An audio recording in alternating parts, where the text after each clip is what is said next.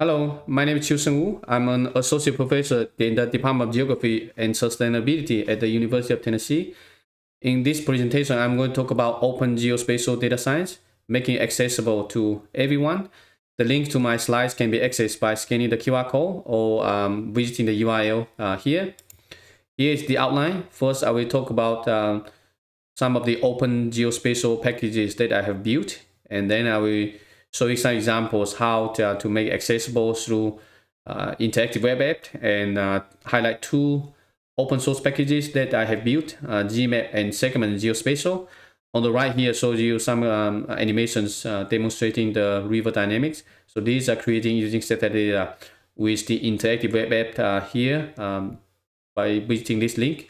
So anyone can visiting the web app to create animation for any location around the globe, and really makes things accessible to the general public, whether you have expertise or skills in geospatial or not. And so here is the open geospatial solutions GitHub organization that I have created, and it hosts a lot of Python packages and also data catalog, interactive web apps. So my goal is to make these things accessible to everyone. So right nowadays we have a lot of geospatial data, open access geospatial data in the public. Not everyone know how to access that, and it's like distributed in different cloud providers. So I created this data catalog that basically loops through all the data set available and makes it accessible, much more accessible, because you can retrieve this data set and then pull into your packages and to do all kind of cloud computing and also geospatial analysis. With this, after that, if you create any data products, you can also make it accessible through, for example, the interactive web app in here. And then so users don't need to know, like have background in geospatial or remote sensing or GIS. They can just visit the web app that you created, and so in that way things are much more accessible. So you're welcome to try out these resources. So in today's presentation, I will highlight one interactive web app and also two packages. So here is the interface of the interactive web app. You can visit the URL, and it's very easy to use. It allows you to create animations for any location around the globe using open access satellite data. Here is the quick demo, so you can just visit the app and then select a region of interest, and then just or upload on our iPhone computer. Then you can select the satellite you want and different band combinations, also different parameters. Then you can just click one button. You will be able to create animations for your region of interest. Then you can download the animation as a GIF or MP4. So it's very easy to use, like I said, and under the hood it's using cloud computing and open access data. So next, I'm going to quickly show you some examples that are very striking. So anyone can use the web app to create animations to showcase the changes on the Earth surface. For example, the drawing of ROC, mining in Canada, urban expansion in Dubai, the river dynamics in South America, deforestation, landslide, urban growth. This is in Las Vegas, in China, in Mexico, and coastal erosion, and any location that you're interested in, right? So we can have low resolution, we have high resolution data, and you can also use other weather and climate data. So this one is temperature data, temperature dynamics within 24 hours. You can also do surface, sea surface temperature, vegetation dynamics, volcanic eruptions, and also wildfire monitoring. So there are a variety of satellite data with different spatial and temporal resolution. So anyone can use the web app to create animations. It used to be very difficult, but now with cloud computing and open geospatial data, we can make this data more accessible to the public. So you can use it to do environmental monitoring, urban planning, or even just do simple training and interest to showcase this to the public that this is what is happening and how can we take actions to mitigate the impact of weather and climate events. And so under the hood, this web app is powered by open geospatial packages, including Gmap and Google Sending. So Gmap is an open source package that created about 4 years ago, and so right now it has a lot of features that allow you to explore and visualize geospatial data. The source code is open source on GitHub, so you're welcome to visit the GitHub repo, and also we have a documentation website, gmap.org, that hosted a lot of tutorials, API references, and you can check that out to learn more about the package. And since it's launched in 2020, it has been used by people all over the world, and we have over 140 released now and a lot of downloads, and I have organized a lot of workshops and also a lot of tutorials and notebooks in the past.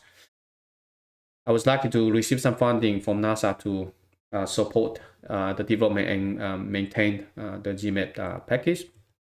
I also wrote a book trying to showcase how people can use these cloud computing resources to do big geospatial data analysis, and the book is publicly accessible through the link here. Anyone can try it out and just open a notebook and they can just run it and then do some data visualization and also analysis. I also created a YouTube channel that posted a lot of tutorials about how to utilize these open source packages, do cloud computing, data visualization. So anytime if I develop something, I want people to use it, and I want to create videos and tutorials showing people how to do that. Also create notebooks that makes things reproducible. So I think this is very important. I mean, in geospatial, is that if you want other people to use your data product, your algorithm, you not only making the algorithm access open source, you might also want to, for example, create some web apps or provide some sample data set that at least people can reproduce and makes it easy for people to use without having to spend a lot of time trying to install packages on their own computer. And next, I want to quickly show you some key features, like some of the things you can do with Gmap. So Gmap has been officially adopted by Google. You can find it on the Google Sending official documentation using Gmap. And here are just some key features. I don't have time to go into the details, but you can, for example, easily change the base map to any freely available base map on the internet. You can also do, for example, some simple layer visualization, kind of very similar to the desktop GIS. So the bar is much lower compared to you have to write many lines of code to do the same thing in here. So you can, for example, turn layer on and off just using the browser, and this data are all in the cloud. So you can pull the data on the fly, and then you can do visualization interactively. And all the example that I'm showing here, there's a notebook in here. So you can just click the notebook and then you can visualize that. You can run it with your own account. So anyone can try it out as long as you have a Gmail account. And you can also, for example, change layer visualization interactively. So if you need to visualize any data, satellite data, multi-band or single band data, you can just do a simple selection. Then you'll be able to visualize these things on the fly. So it makes things really easy and accessible because you don't have to download large amount of data. So all the data are being visualized and retrieved on the fly. You can also do inspector, right? So if you're doing remote sensing geospatial, you might want to sometimes inspect the pixel values. So Gmap also has all kind of tools that allows you to do that. Either it's vector data, raster data, you can do that easily. And you can also use some interactive tools, for example, the drawing tools to simply clip the data. If you want, if you just focus on a small area, you can just do a simple clipping. Again, everything is happening in the cloud, and anyone can try it out easily. So that's about the Gmap. And the other package I want to highlight is called Segment Geospatial. So again, it's the source code is available on GitHub, and it's built on top of the segment analysis model. So this was just released last April, so it's about a year ago, and it has become so popular in a variety of disciplines, including geospatial. So I built on top of the segment analysis model to provide functionality that allow users to segment geospatial data, satellite data, high resolution imagery very easily. And Next, I'm going to quickly show you some demos, right? So if you give it a satellite imagery, you will be able to do the segmentation. So this is called automatic segmentation, that you don't need to do additional training. You will just segment the imagery and then give it the result. It will provide 3 outputs. So you can pick up, you can select the one that's most suitable for your application without to do any additional training. So this is a foundation model that's groundbreaking, because in the past, doing remote sensing, we have to collect the training samples on the images. We have to go out and then find ways to get the data and then get the label and then do segmentation. But now we can just give any images, you will be able to segment and then give it the result. So for example, you can extract buildings.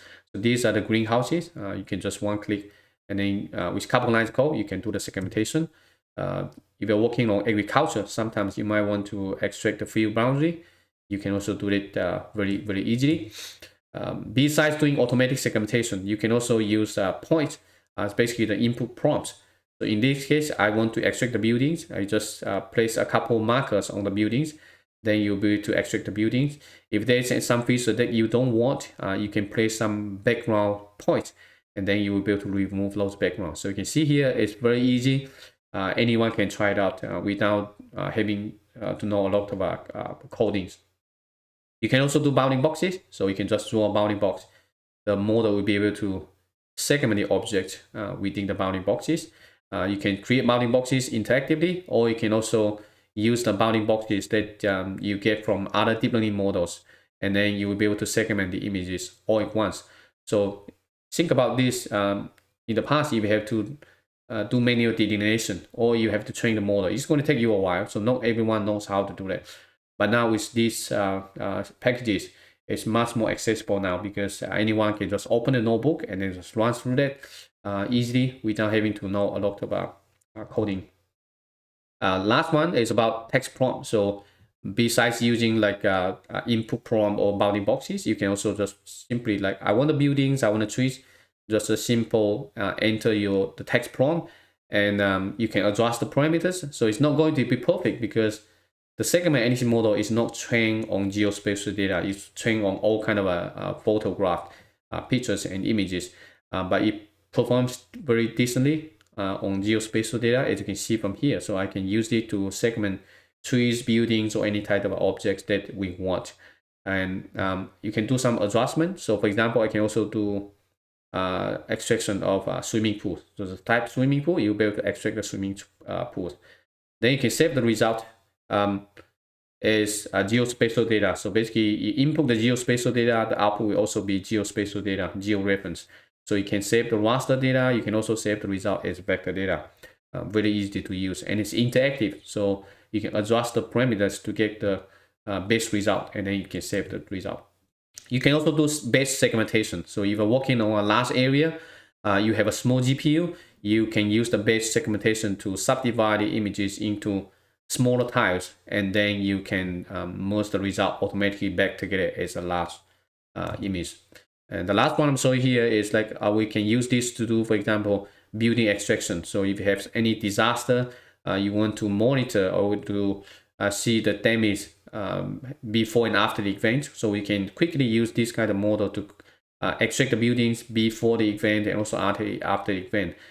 This traditionally is very time consuming, because you have to train the model specifically for the area, and you also need to have the training data, you also need to have the images, and you also need to have a lot of computing power. But now with this, you can just need a simple notebook, and then you can just pass in the data, and then you can run the segmentation. So these are some of the things I want to show you. There are a lot more resources available on my GitHub, so you're welcome to try it out. And my goal is to make these freely available cloud computing resources with these open source packages, and so that anyone can access it. And this will make it more, all the geospatial data more accessible to the public. And hopefully we can work together to make a better future. Thank you very much for your attention. You're welcome to reach out to me if you have any questions.